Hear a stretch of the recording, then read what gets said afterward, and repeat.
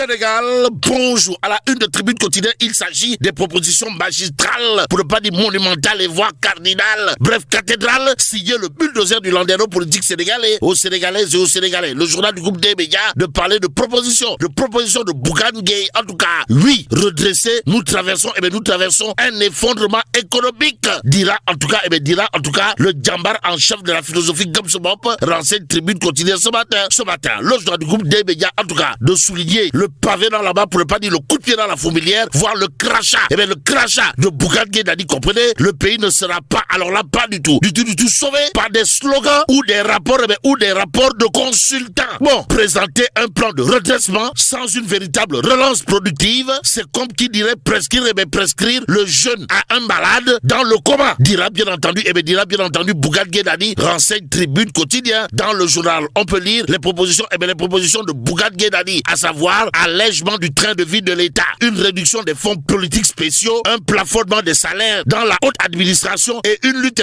rigoureuse contre la corruption. Bon, l'autre journal qui s'intéresse bien entendu au coup du djambar en chef de la philosophie Gabsobob les djambar, c'est critique. Le journal piloté par Pape Sarr, mon confrère, en tout cas indiqué, Bougane Gueye Dany alerte sur le redressement du Sénégal, aux Sénégalaises et aux Sénégalais. Il s'agit de la voie ultime, comprenez, sauver ou périr. Limba Yamel. En tout cas, le gouvernement s'apprête une fois de plus à servir un supposé plan de redressement. Mais que cherche-t-il réellement? Que cherche le gouvernement réellement à redresser? Interroge bien entendu Bougane Gueye Dany. En tout cas, critique continue de nous renseigner l'autre interrogation, Kouroubaï Fall et Mbolde Bouride signé le bulldozer du landerneau politique sénégalais, à savoir le projet, l'agenda 2050 ou la loi de finances rectificative. Alors, que cherche réellement à redresser le gouvernement? Bon, à propos justement du gouvernement, Bougane Gueye Dany a, d'après critique quotidienne, considéré à plus d'un titre, content de soigner les effets en ignorant la cause. Pendant que les factures flambent, les poches se vident, les PME meurent, les jeunes fuient, les familles s'endettent pour manger, les fonctionnaires grognent, les commerçants suffoquent. Martel, bien entendu, Bougane Gueye Dany nous livre critique dans le journal. On peut également lire l'autre avis de Sawai, le leader incontesté et incontestable de la philosophie Gabsobob les djambar, à savoir 30 000 travailleurs déflatés ruminent leur colère, et l'État continue de danser sur la détresse nationale. Touy, toujours au chapitre des Touy, signé le djambar en chef de la philosophie Gabsobob les djambar, Bougane Gueye Dany en l'occurrence. Il y a en relief quotidien le journal de mon confrère Abdoulatif Ndiaye de révéler à sa une Bougane Gueye Dany redresser le Sénégal, la voie ultime, sauver ou périr. Bon, l'allègement du train de vie de l'État, pas celui du peuple, relève Bougane Gueye Dany. Bon, le journal en relief, en tout cas de mettre en relief l'autre avis de Sawai, comprenez, le relèvement des bas salaires, aussi la suppression des privilèges injustifiés. Voilà ce que prône Bougane Gueye Dany, si on en croit en relief quotidien ce matin.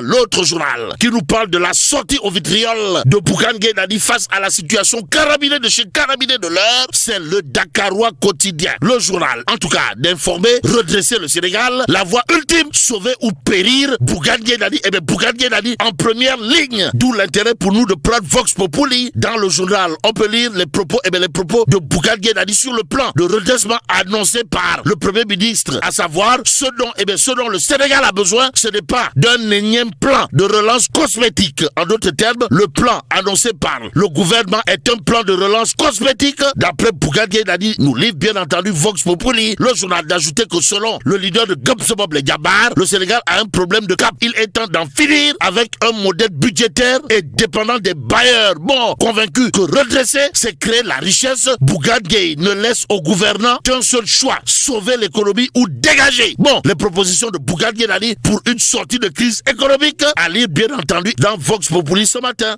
Direct News, en tout cas d'indiquer choix de l'action et des solutions, les grandes lignes du plan de redressement. À propos de redressement économique, il y a le Soleil quotidien qui ce matin affiche le plan validé. En tout cas, le Premier ministre présente la feuille de route demain au Grand Théâtre, si on en croit l'astre de Anne. Réumi quotidien aussi d'informer lancement du plan de redressement ce vendredi dans la tête du PM Ousmane Sonko, comprenez Pros, l'apôtre du Bourroc ou encore Enyam et Koroche.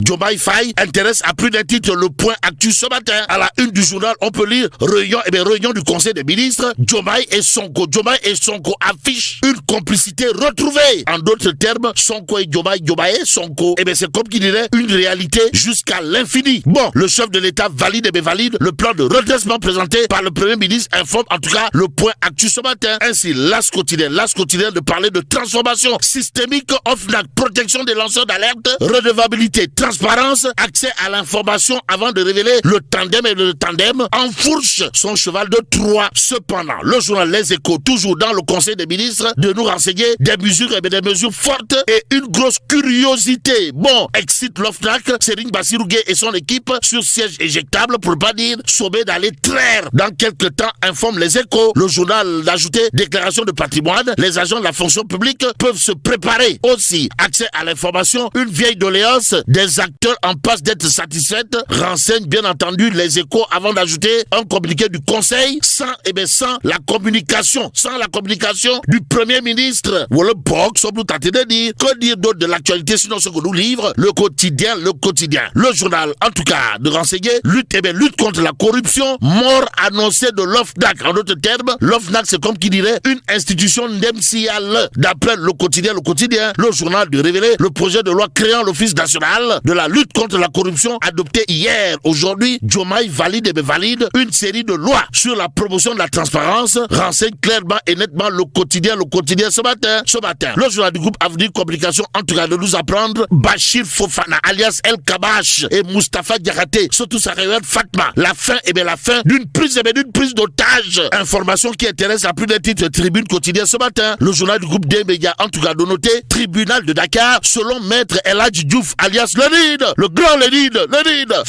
Fin de prise d'otage pour Bachir Fofana, alias El Kabash, et Moustapha Diakhaté, surtout sa révérende Fatma. En tout cas, l'ancien parlementaire enfonce le clou tout en menaçant. Renseigne toujours Tribune Quotidien ce matin. Mais ce matin, l'autre journal qui semble nous renseigner que plus Magou guerrier que Moustapha Diakhaté, tu meurs. C'est source A. À la une du journal piloté par Daouda Tcham, mon confrère, on peut lire à peine élargi de prison, Moustapha Diakhaté remonte sur le ring et boxe à tout va. Bon, détail de sa lourde charge, informe bien entendu source A, le journal, en tout cas, de nous livrer ce que dira Moustapha Diakhaté, surtout sa révérende Fatma, à savoir, cette libération n'est rien d'autre que la fin d'un honteux et indigne kidnapping politico-judiciaire. Aussi, le parquet manifestement transformé en milice à la solde du pouvoir fasciste de PASTEF vient de me faire condamner à 15 jours de prison ferme après une séquestration de 51 jours pour avoir dénoncé la clochardisation de la République, dira en tout cas Moustapha Diakhaté, alias Magou guerrier. Renseigne source A, le journal de nous livrer l'autre Punkalima Moukourou Baïfal, l'autre Ngandima Moumbol Bouride, signé Magou Diambour, Moustapha Diakhaté. À savoir, si cette condamnation arrive pour me priver de critiquer les médiocres qui gouvernent le Sénégal, c'est peine perdue. D'ailleurs, libre hier, en même temps que Bachir Fofana, Moustapha Diakhaté, surtout sa révérende Fatma, Kër Amadou Yalla, prévoit de faire face à la presse, informe source A, en attendant les bombes à fragmentation, pour pas dire les missiles Scud et les Tomahawk de Moustapha Diakhaté. Comme annoncé dans source A, l'observateur L'Obs de s'intéresser à un sujet particulier de ces particuliers. De quoi s'agit-il, de l'offense à une personne exerçant les prérogatives du chef de l'État. Et en l'État, l'observateur L'Obs parle de flou